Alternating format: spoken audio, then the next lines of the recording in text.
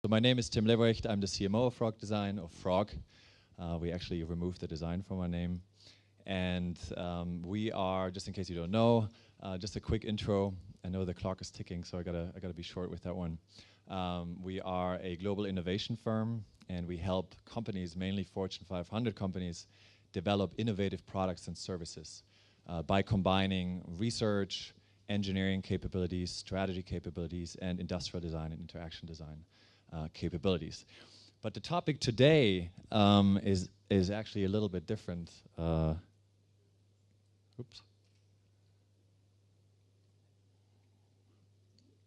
Openness. So openness is a very open-ended, elusive term. And what we're trying to do today is to make it a little bit more concrete for you, actually very concrete, scaringly concrete for you. So we want to run a little bit of an experiment, a social experiment with you later on. But because it's such a broad, elusive, heavy topic, I wanted to break it down a little bit before we do the experiment and illustrate some of the principles that underlie openness in the enterprise and also the benefits that one can reap by relying on these principles. So openness really, as I said, is the topic du jour. Everyone's talking about it. It's on everyone's mind. What does it mean? How does it work? What are the benefits? What are the risks? The term was coined the term open innovation was coined by Henry Chesbrough in his book Open Innovation in 2003, I believe. And ever since, it's been basically, it popped up again and again and been written about a lot, also in the terms of transparency. More recently, J.P. Rangaswamy, who is going to speak tomorrow, right, if I understand correctly, who is the chief scientist of Salesforce.com, coined the term designing for the loss of control and introduced it as a new paradigm for managing organizations and developing products and services. And his point was really IT specific. So he said that given the proliferation of smart devices, the pervasiveness of digital infrastructure, software as a service, cloud computing, ubiquitous computing, consumers and users are increasingly empowered, right? They're exposed to radical transparency, and that's really changing the way, and it's basically rendering obsolete the traditional top-down paradigm for IT, which is very true. But it actually goes beyond. It goes beyond IT. It has really profound implications for the way companies negotiate their relationships with employees and with customers. And whether you like it or not, employees want openness, right? They desire openness. And your customers want that too. So employees, propelled by their passions, by their individual passions, are finding ways, social spaces, creative spaces, outside of the traditional boundaries of organizations and of IT to pursue their passions, to be productive. And they're not asking for permission anymore, right? They're using Twitter, they're representing your brand, they're creating on behalf of your organization without even potentially having the mandate to do so. And customers too increasingly look for connections that go beyond the merely transactional, right? That are more interactional, and that require organization to tap into the social capital and the multi-layered mechanisms of distribution and value creation that are enabled by the openness of the social web. So what can organizations do rather than bemoaning this and being fearful about it, paranoid about it? How can you effectively benefit, take advantage of the principles of openness? And this line is from a book written by John Hagel and John Seeley Brown and Langley Davison called The Power of Pull. If you haven't read it yet, I can tell you read it because you're smiling. It's a really fabulous book, so I can highly recommend it. And the authors basically argue and say, well, you have to accept that you're losing control because of the social web and the social technologies and the transparency, the hyperconnectivity that come with it. But it's actually a huge opportunity. The more you lose control, the more you give up control, the more influence you can gain. You're building another kind of currency, social currency. And they're saying basically the new asset in the networked economy is not ownership of assets, ownership of data. It's access. It's access to data, access to knowledge flows that flow through networks and networked organizations. So the key attribute of a successful organization in the network economy is being an enabler of knowledge flows, being an enabler of access, and being amorphous, being open to the influx of knowledge and intellectual capital. And what's really interesting is the more you give up control, the more you strengthen the weak ties that are on the fringes of your networks, whether they are inside or outside of your organization. Network theory or research suggests that the weak ties in networks are more conducive to transporting foreign ideas and foreign capabilities and skill sets. And those are exactly the ideas, that's exactly the source of disruptive innovation. So the more control, the more you give up control, the more accessible your organization is, the weaker the ties on the fringes of your network, the more likely you are exposed to knowledge and interesting ideas, to really new ideas that will propel your organization forward. So that's sort of the philosophical part, just as a primer. I think let's drill down into some of the actual use cases. So I think I have 7 or 8 examples of openness in organizations. So the first one, which is really mainstream, I think at this point, is open ideation. So using openness for the idea development process. I think, a common term is crowdsourcing. The principle of not looking for experts or individual expertise, but actually either accumulated or aggregated knowledge for idea generation or the product development process. And we know that companies like Nike, Dell, P&G, Starbucks, and others are using crowdsourcing platforms. There's also a crowdsourced advertising agency, Victors and Spoils in the US, that claims to be the first fully crowdsourced advertising agency, basically crowdsourcing creative tasks and hoping to yield much more interesting results than with an elite group of in-house thinkers. So that's something I think that is pretty established, and it's a matter, of course, of the incentives you set for the wisdom, the crowd, to share their wisdom and to participate. A subset of crowdsourcing is open design research. So in the spirit of openness, I have to say that the tool I'm going to talk about is actually designed by Frog. FrogMob, which is a smart mob idea, so an ad hoc, real-time submission of information to propel observational research on consumers. So we're asking the community at large, worldwide, whether that's friends or acquaintances or other designers, to take pictures about a certain topic without analyzing it. We're not asking them for answers, we're just asking them to submit images on energy, control, or social travel. And then we're analyzing the images. It's a web platform, and we're trying to identify patterns that will then inform product and development, product and services ideas.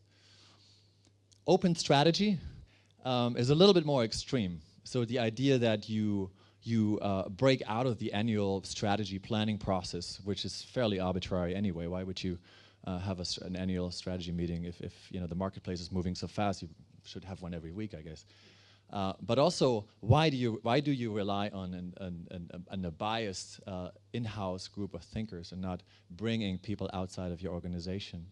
And the question, of course, is also, what actually is your company, right? Is your company something that is manifest in the legal boundaries of your institution, or is your company actually a network, right? That includes your alumni, that includes your customers, the friends of your customers, the friends of your alumni, partners, other ideators, right? So that might be the new notion of an organization. And what we did with National Public Radio in the US a couple of years ago is we hosted an all-day think-in session. And they basically said, we have to figure out a digital strategy. We need to shift to the digital realm as a national public radio, but we don't know how. We have in-house expertise, but we want to bring in outside experts. And we assembled a group of investors and technologists from Silicon Valley, and they completely opened up. They exposed their weaknesses, they exposed their strengths, and they allowed others to help them shape their strategy. And of course, that's with the risk of being vulnerable, right? Being exploited or being perceived as weak and not knowing where to go. But that vulnerability actually helped them gather a tremendous amount of ideas, and they actually implemented some of them. Open source software in the software realm, I think that's also fairly known, right? Whether that is at the browser level, Firefox or Drupal, a content publishing web development platform. There are also, interestingly, there's also a combination of social capital generating ventures and open source software. One example is a group called Random Hacks of Kindness, which is a group of software developers from Google, Yahoo, again, cross competitors under one roof, NASA and the World Bank, I believe, that who meet for hackathons to create prototypes for products and services for software that addresses humanitarian issues. So again, openness, bringing together competitors, cooperate, really helps develop ideas that are relevant and that you can get to market faster. Open source social networks, so we know, of course, Facebook and Twitter and other public networks, but there are also private networks. Yammer is, if you will, Twitter for the enterprise with a very strong adoption. But increasingly, we also see companies create their own proprietary social networks. Of all companies, Lockheed Martin, a defense manufacturer, actually launched an in-house social network for employees. And which other company was it? I think Lockheed Martin. Oh, Dow Chemical. Dow Chemical also launched a proprietary in-house social network. And what was interesting about Dow Chemical is that they also extended it to alumni. So it's this quasi-public, semi-public social network that they're using. Open branding is also something that we're seeing. So in a way, because of Twitter, your brand is open anyway, whether you like it or not, right? There's this wonderful saying that says, your brand is what other people say about you when you're not in the room. And because of social media, you can be in that room now, right? You can actually listen into these conversations. You can help shape them. You can participate in these conversations. Or you can expose them in the spirit of your brand being what is said about you, not what you say about yourself. And there are advertising agencies like Crisp and Porter Bogusky that actually have had for a time on their homepage had a bunch of tweets, right? What was said about them was on the homepage, but not really their statements. And I think that's a very, very interesting notion. What actually happens is a thought experiment. If you made public all the conversations, email or Yammer conversations, what if you made them public to the world, right? So that people really know what your organization is. It's basically an aggregate of the conversations taking place in your organization, right? So that might be an interesting thought experiment or an actual experiment that a company could undertake. Open social capital enablers is basically the idea of exposing, externalizing knowledge, connecting people through social technologies. Don't go into much detail here because I'm already giving science here. I have to wrap up. Open conversations really means, I think, as a brand, to be personal, right? Brand personality comes from being personal, and personal comes, the ability to connect with other brands, with other consumers, comes from being vulnerable. That's probably the essential human element, that you're vulnerable. You expose your weaknesses, you're open. That actually makes you very attractive, believe it or not. And I think that applies to human beings as much as it does to brands. Open HR, of all the business functions, HR is probably the one that's the most underestimated, as we are living in a networked economy where talent is really the critical competitive advantage. And HR functions can really become enablers of network economies and can really capitalize on the social capital that I talked about, and really become catalysts of these networks that bring in people to the organization that have access to knowledge, rather than just knowledge stocks, building knowledge stocks yourself, but actually being attractive for people who have access to knowledge that is crucial for the organization. And lastly, and that brings us to the I7 summit, open conferences. You probably heard about the notion, the concept of an unconference, right? So disrupting the traditional model of conferences, disturbing it, breaking it up, violating the audience speaker sort of separation. And we're not going to revolutionize the conference format today and tomorrow, but we want to do. We want to have a little bit of fun, and we want to underscore the assumption that openness hurts, right? And I think it's interesting to point out that if everything is open, openness has no value, right? Openness needs to be scarce, and you need to draw a clear line between what you are opening up to gather knowledge and aggregate value, and what you're actually keeping in-house and protecting and not opening up. So I think that's very important. And of course, well, this is just a quick list of attributes which I skip, but of course, trust is really important if you open up. Trust is the key lubricant, the key enabler of openness. And this is just really quickly from a study that we conducted, that we presented at Mobile World Congress. We did this with the World Economic Forum on personal data and which industries are actually trusted most by consumers. It was a global survey, and interesting enough, consumer data firms, Google or so, handling a ton of data, not as trusted as telcos, credit card and transaction processors and banks. So they are very trusted, and they can become the custodians of personal data and the stewards of openness. So open up. At this point, I'd like to ask Adam Richardson from Frog to join me, and also Till. Where is he? Okay, so yeah, so basically what we want to do is we want to ask you to, we want you to experience the boundaries of openness at the personal level. What feels comfortable for you? How much sharing of information about yourself, your business environment, your business background, your personal background is valuable for you in the context of this conference, and which information you want to keep for yourself, you do not want to share, and why are you making these distinctions? So this is basically the framework for the experiment.